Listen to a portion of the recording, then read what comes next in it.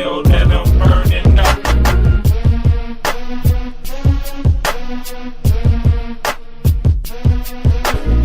Ain't y'all till- Today, we're going to talk about 10 tips to close more real estate deals. But the most important thing that you do right from the beginning is to take action on at least one of these tips. We're going to talk about 10 tips to help you close more real estate deals. Just for those of you who don't know me, I've closed probably over 300 to 400 different real estate transactions in about a 7-year time frame. So I had tons of experience, and I figured today wouldn't be a bad time to share with you 10 tips to close more real estate deals. We're going to jump right into it. So, if anybody has known me for any length of time, you might actually be able to guess a lot of these because it doesn't change. If it's the first tip, the number one tip I can give you to get more deals done is to talk to more sellers every day. Prospecting is the number one tip that I can give you, and it helps if you set a number. Those of you who've read my book, 90-Day Challenge to 100K in Real Estate, know that we recommend you talk to at least 5 sellers every day.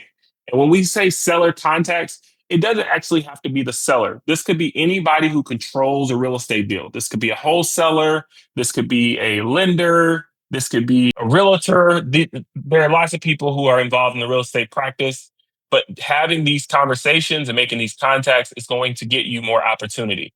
Think about it. Every single time that you talk to somebody about a real estate deal, they think about you anytime that they come into contact with future real estate opportunities. The more people who know what you do, the better. And the more conversations, the more opportunities.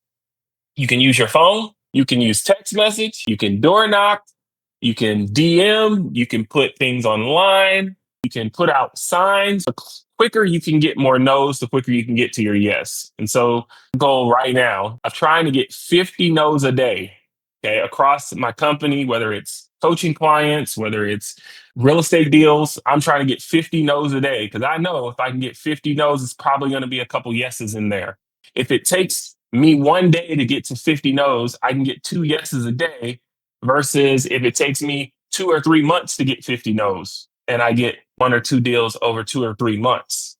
We're all looking for deal flow.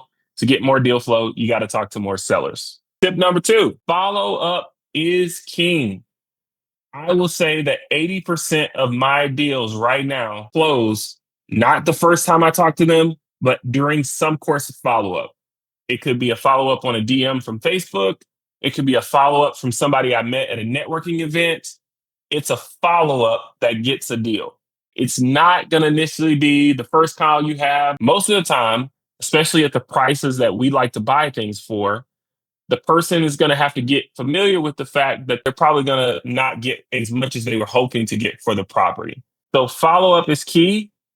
If 80% of deals close in on the follow up and you only talk to a seller one time, you're missing out on a ton of potential deals because you didn't talk to them a second time or a third time or a fourth time, which I wish I had the numbers on that.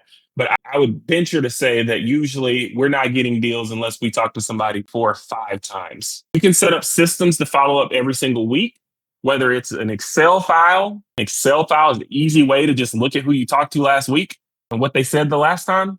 Or you can use something like a CRM, an RE Simply, a Go High Level, something where you actually have the lead in the system and it reminds you to follow up. It can also auto remind the lead. It can auto text and auto call just to warm that lead up.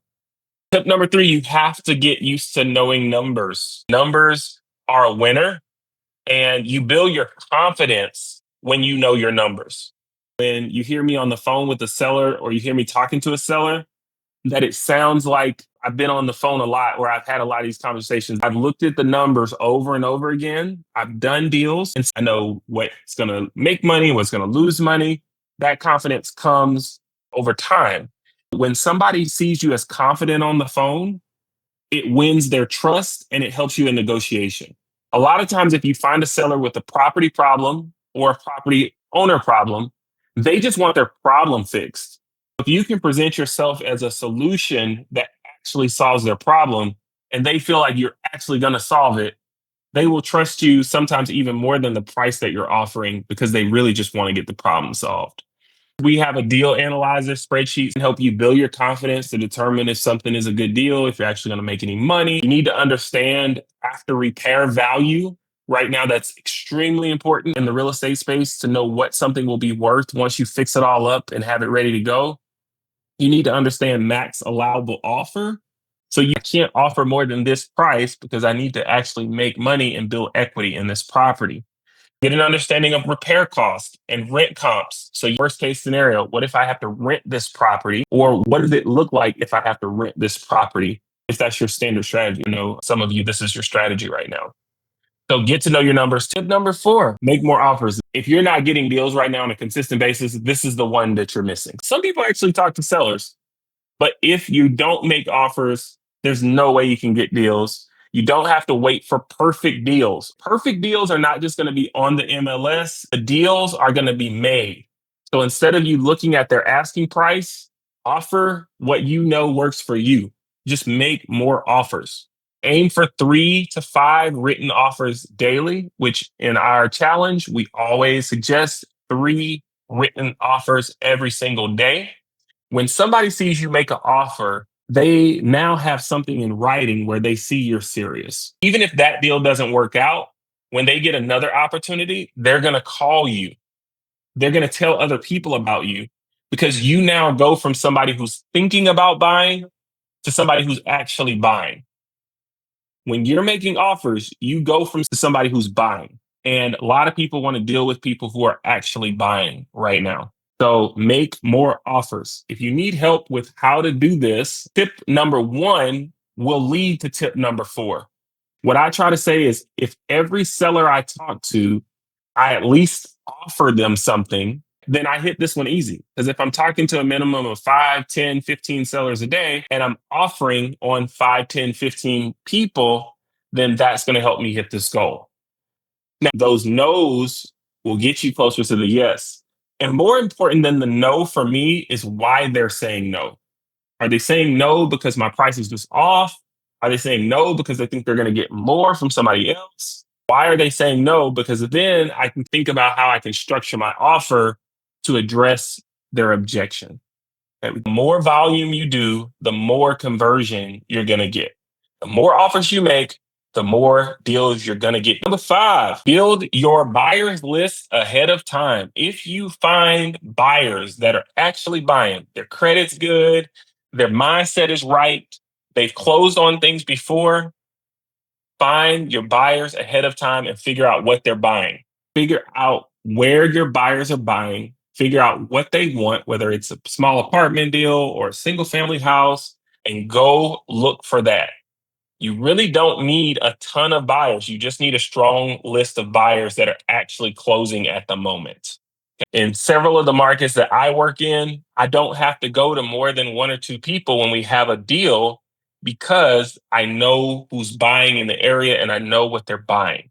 You can do this by simply finding people that have bought recently. You can look at the deed records, you can go in PropStream and look for cash buyers and just ask them if they're buying and what they're buying. Now you know exactly what to offer them and what to be looking for yourself. Tip number 6, I've hit this. So if you send me a deal, 9 times out of 10, I'm going to ask you, what's the story? What's their problem? Because I want to see if I can address their story or their problem. Can I solve the situation? Ways that you can be creative to solve the situation. Think about flexible terms. Can you flex the terms a little bit to solve their problem? Fast closing, creative solutions.